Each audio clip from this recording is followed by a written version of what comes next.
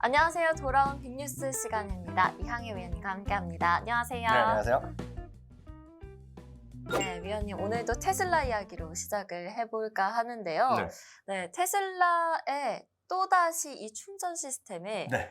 한 기업이 네. 추가가 됐습니다. 벤츠가 이제 또 네. 합류를 하게 됐는데요. 네. 보니까 이제 포드, 제너럴 모터스, 리비안 네. 그리고 다양한 다른 기업들뿐만 아니라 이제 벤츠 독일 기업까지 들어왔잖아요. 그러니까 유럽에서는 지난주였죠. 볼보가 먼저 일단 무릎을 딱 꿇었거든요. 네. 근데 이제 남은 기업들이 이제 독일의 메이저 형님들, 그리고 한국의 현대기아차, 그리고 일본의 도요타 정도가 일단은 남았는데요. 네. 일단 큰 줄기를 보면 딱 말씀드렸던 딱 그 세 그룹 정도가 딱 남아 있고요. 나머지는 거의 다 무릎을 딱 꿇었다. 보셔야 되겠죠. 뭐든지 뭔가 규격이란 게 중요하잖아요. 그렇죠. 규격하는 데 딱 벤츠가 손을 들었다라고 보셔야 되겠고요. 저는 모든 걸 다 떠나서 이게 뭐 디테일, 뭐 슈퍼차지가 빠르네, 느리네, 뭐 이런 건 저희가 말할 필요가 없고, 그런 건 우리 시청자 선생님들이 훨씬 많이 아시는 분 많거든요. 거기에 대해서 얘기할 게 아니라 제가 오늘 여러분들한테 보여드리는 이 사진 한 장으로 제가 끝내드리겠습니다. 네. 뭔가 그래도 벤츠하고 메르체데스 벤츠 어떻게 읽건 간에 그거에 대한 자부심이 있잖아요. 자동차 회사의 자부심이 있는데 지금 이 사진이 어디서 제가 뜬금없이 갖고 온 게 아니라 이번에 벤츠가 2025년부터 북미의 테슬라 슈퍼차저 이용할 수 있게 여러분들께 해드리겠습니다 하고 발표문이 있어요. 네. 발표문의 제일 상단에 이미지, 큰 이미지가 딱 이건데 이거 보고 뭘 느끼셨어요? 안에 보면 벤츠 이게 EQE라는 그 모델이에요. 네. EQ인데 그 옆에 테슬라가 선명하게 딱딱딱 그림 있죠. 그렇네요. 이거는 진짜 이 한 장으로 저는 게임이 끝났다고 있어요. 이게 바로 테슬라의 힘이었고 이게 바로 벤츠가 선택한 결과였다라고 보시면 될 것 같습니다. 테슬라의 위력이 정말 엄청나다라는 생각이 드는데요. 테슬라한테는 굉장히 그린라이트인 그런 소식이네요. 결국 이거는 그 테슬라 일론 머스크도 얘기했고 네. 뭐 포드도 먼저 얘기했지만 이것뿐만으로 끝날 수도 있지만 결국은 이걸 통해서 소프트웨어나 이런 쪽까지 갈 수도 있는 그런 연계된 비즈니스까지도 가능할 수 있다는 길이 열려 있다라고 보셔야 되겠고 어찌됐건 네. 기술 표준에서 형님한테 들어갔다는 것 자체는 큰 의미가 있다고 보셔야 되겠습니다. 이걸 갖고 이게 주가가 하루 올라가도 떨어진 건 의미가 없겠고요. 그만큼 테슬라의 위력 그 자체를 보여줬다고 보셔야 되겠습니다. 다만 네.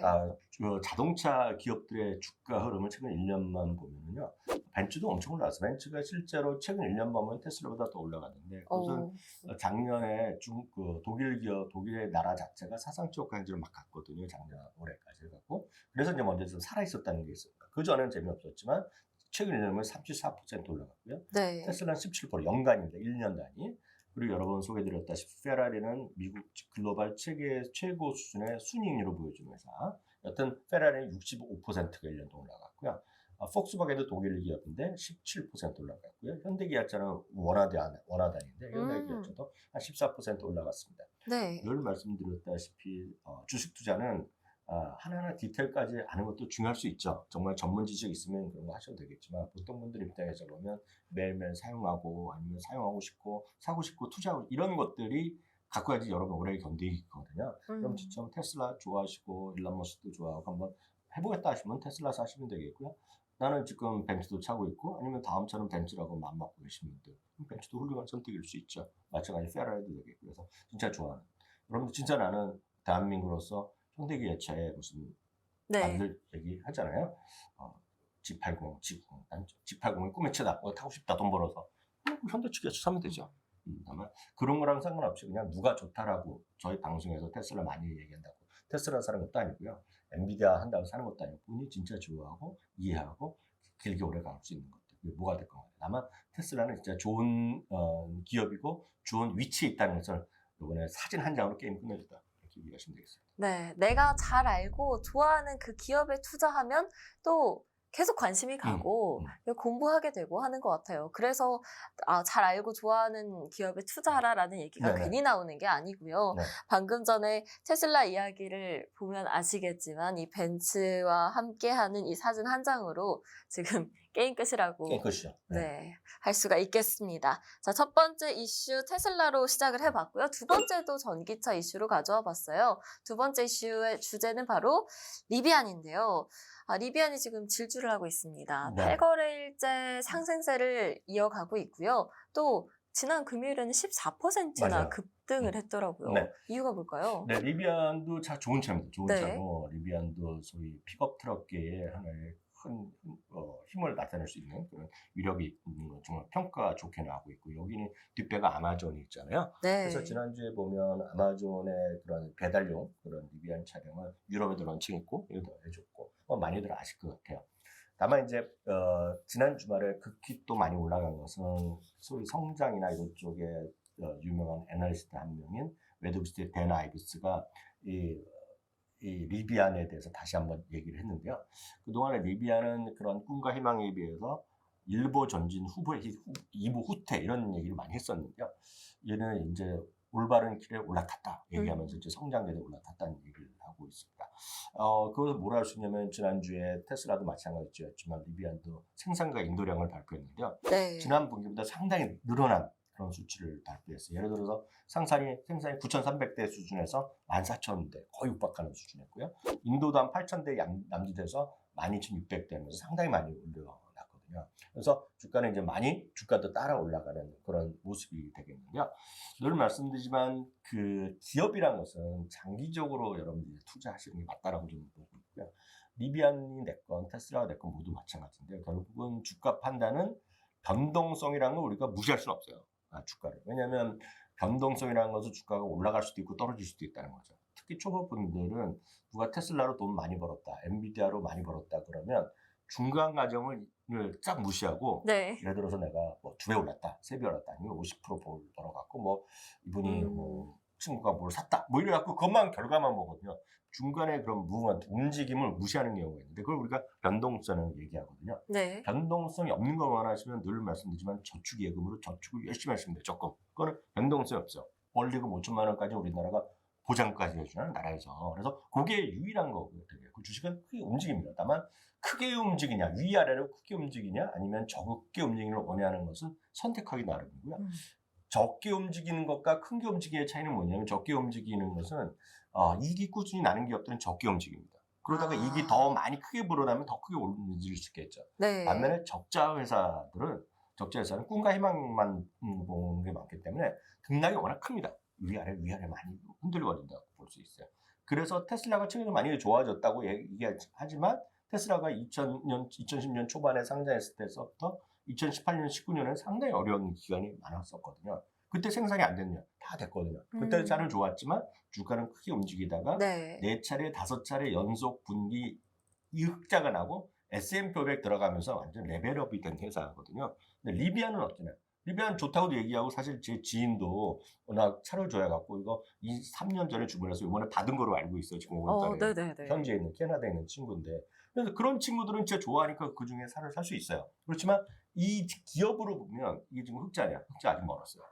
그럼 변동성이 엄청 크겠네요. 엄청 클 수밖에 없죠. 그래서 마치 이거가 바로 10배 가느냐? 그렇지 않은 거라고 저는 보고 있죠. 그래서 이게 마치 언젠지 모르겠지만 테슬라 기준으로 보면 2014년일 수도 있고 5년일 수도 있고 6천일 수도 있죠.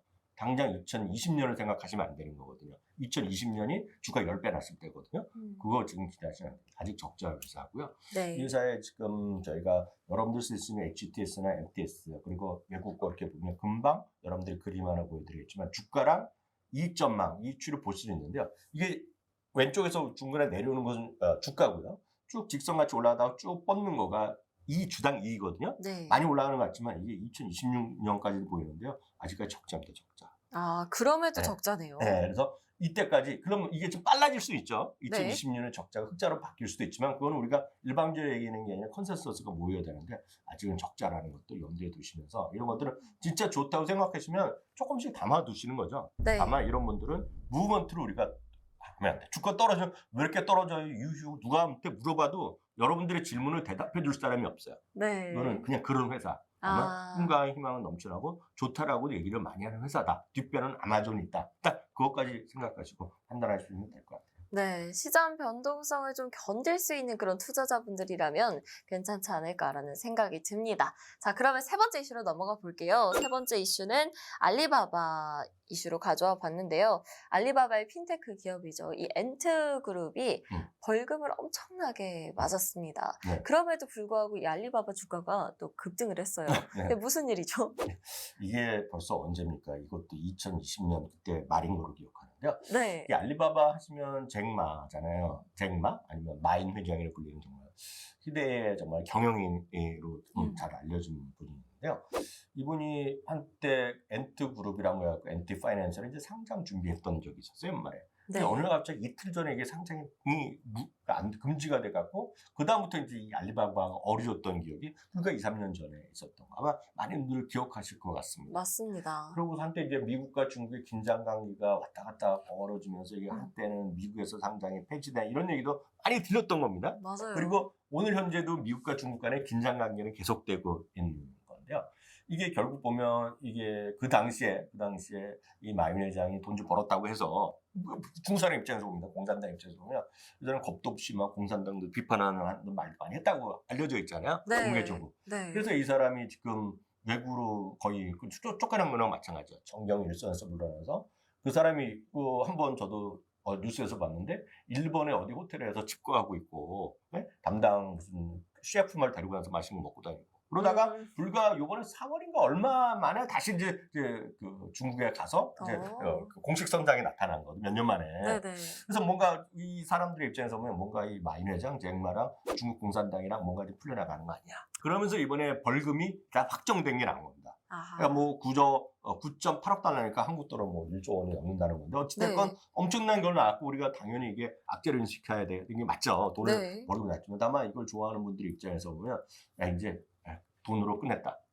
퉁쳐 끝냈다는 거죠. 그런 느낌으로 주가가 좀 올랐다라고 보셔야 되겠고요. 그래서 중국 당국이 소위 빅테크 부분에 네. 대한 단속이 끝나가고 좀 잘 되고 있다는 해석이 일단 있다라고 보셔야 될 것 같습니다.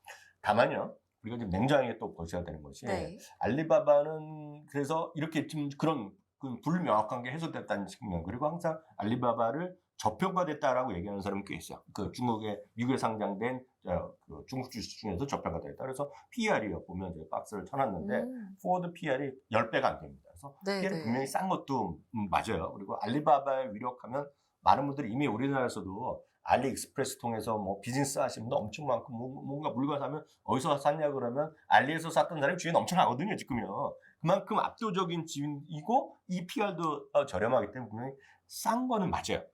싼 건 맞아요. 그래서 네네. 거기도 인정합니다. 그리고 개인적으로 저는 이거 좀 오랫동안 주주를 하고 지금 갖고 있어요 일부. 분명히 싼 건 맞아요. 그렇지만 이 주식이 계속 올라갈 수 있겠냐에 대해서는 저는 개인적으로 주주지만 상당히 좀 회의적 시각을 갖고 있습니다. 불확실성이 좀 네, 큰 거죠. 왜냐하면 이거는 중국 공산당이라는 저는 이게 뭐 중국에 폄하할 마음도 전혀 없고 저 객관적으로 보면 중국 공산당이라는 소위 그 민주국가가 아니잖아 어찌됐건요. 그거에 따른 위험성. 우리나라나 미국에서는 뭐 이틀을 남겨놓고 상장이 뭐 유예되고 이런 게 있을 수가 없다는 거죠. 그렇죠. 모르겠어요. 중국을 잘 알고 자신 있는 분은 하시면 되겠지만 저는 개인적으로 보면 중국은 딱 알리바바의 그 엔트그룹을 하루 이틀 앞두고 그 신규 상장이 무산된 다음에 그다음부터 정내미가 딱 떨어져요, 저 개인적으로. 네. 그래서 싼 거는까지 인정하고 좋은 회사는 인정하고 잘 나갈 수도 있겠지만 저는 그런 것들도 염두에 충분히 두시라. 너무 장밋빛만 보셔야 된다. 당장이라도 내일이라도 중국 정부에서 갑자기 뭐라 그러면 갑자기 여러분들이 좋아하시면서 갑자기 거래 정지될 수도 있어요. 무섭네요. 저는 알리바바의 헤비 유저였던 사람으로서 네네. 굉장히 좋아하는 그런 주식이기는 했는데요. 네네. 좀 무섭더라고요. 이 불확실성이 이 정치적인 문제가 워낙 크다 보니까 좀 힘들어서 참 그런 것들을 꼭 고려해야 되겠다라는 네. 생각이 듭니다. 네. 자, 그러면 이제 마지막으로요. 이번 주말부터 이제 2분기 어닝 시즌이 이제 시작이 됩니다. 네네. 어떻게 보시는지가 좀 궁금한데요. 이번엔 좀 잘 나올까요? 일단은 시작하는 시점에서는 그렇게 썩 좋지는 않아요. 그래서 한번 말씀드리려고 네네. 했는데 이게가 다시 플러스로 반전되는 거는 빠르면 3분기. 네, 그리고 4분기에는 이익 자체가 작년 대비 많이 좋아질 겁니다. 그래서 3분기부터 좀 플러스 마이너스 보합 정도, 그래서 플러스 2%, 네. 아마 2분기까지는 계속해서 마이너스 나올 가능성이 큰데요. 지금 오늘 현재요, 2분기 이익은 전년 동기 대비 한 7% 정도 마이너스 날 것 같아요. 그런데 3월 말 전망보다도 조금 더 내려갔어요. 3월 말에는 한 4.7% 정도 줄어들 거라고 생각했는데 지금 보면 한 달이 뭐야? 보름 정도 뭐 조금 됐는데 한 달 정도 됐어요. 몇 달 됐는데 지금 보시면 이익 전망이 또 7.2%좀 더 내려가서 조금 눈높이가 좀 낮아졌는데 네네. 그나마 여러분들 주목하셔야 될 것은 조금씩 업그레이드 되는 섹터를 보셔야 돼요. 왜냐하면 눈높이가 좀 낮아지는데 네. 이제 조금씩 올라가는 거가 있는데 오늘 그거를만 간단히 말씀드리고 여러분들 아주 쉽게 피할 수 있는 방법을 말씀드리겠는데 좋습니다. 그림 하나 보여드리겠습니다. 네네. S&P 500 전체적인 이익 전망은 조금 내려가다가 조금 반등하다 약간 정체되는 그림인데요. 위로 불뚝 올라간 게 있어요. 물론 아직도 작년 말을 100으로 봤을 때 보면 100보다 아직 아래입니다. 그렇지만 바닥에서부터 저점을 올라가고 있는 거 제일 위에 그래프 선 하나 있잖아요. 네. 그게 뭐라고 써 있어요? MCG and Tech라고 써 있죠. 네네네. MCG and Tech. 그럼 여기서 질문 들어가죠. 테크란 건 에브리바디 알아요. 테크예요, 테크. 그렇죠. MCG가 혹시 뭔지 아시겠어요? 뭔가 영어 좀 하시죠. M 네. 메가 네. 캐피털 네. G가 뭐죠? 그로스죠. 다 메가 맞추십니다. 캐피털 네. 그로스. 다 맞췄네요. 제가 늘 말씀드렸던 네. MGK라는 ETF가 있는데요. 그거로 나온 거가 여기는 메가캡 그로스라는 걸 딱 본 거예요. 그래서 이 전망 자체가 올라가는 거가 거의 유일합니다, 지금요. 그게 바로 MCG and Tech예요. MCG and Tech. 그러면 여러분들이 하실 수 있는 거, 가장 쉽게 하는 경우가 ETF가 관련된 ETF가 몇 개 있는데 그 중에서도 거래가 제일 많은 거가 바로 MGK라는 ETF입니다. MGK. 네, 뱅가드에서 운영하는 메가캡 그로스 인덱스 펀드. 네. 그래서 메가캡은 쉽게 해서 스몰캡, 미들캡, 라지캡에 더 큰 거여서 통상 메가캡은 1,000억 달러 이상이라고 얘기를 하고 있습니다. 그럼 어떤 기업들이 들어가 있는 건가요? 좋아하시는 회사 있죠? 네. 다 들어있다고 보시면 돼요. 마이크로소프트, 다 들어있죠. 애플. 네, 다 들어있습니다. 다 들어있습니다. 뭐 그런 거는 여러분들 ETF.com, 여러분들 HTS, MTS에 나오는데요. 하여튼 그런 쪽 위주로 한번 지금 이익 전망이 상향되고 있는 거의 유일한 분야가 바로 MCG다.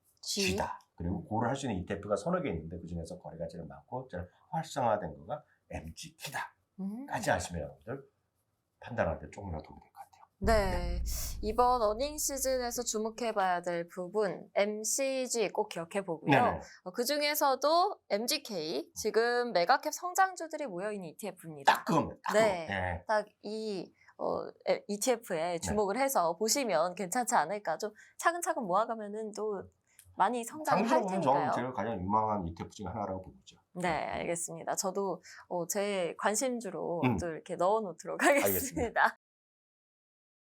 네, 그렇게 해서 저희 빅이슈 4가지 한번 다뤄봤습니다. 다음 시간에도 또 유익하고 아주 빠른 정보들 가져와서 전해드리도록 하겠습니다. 지금까지 빅뉴스였습니다. 안녕!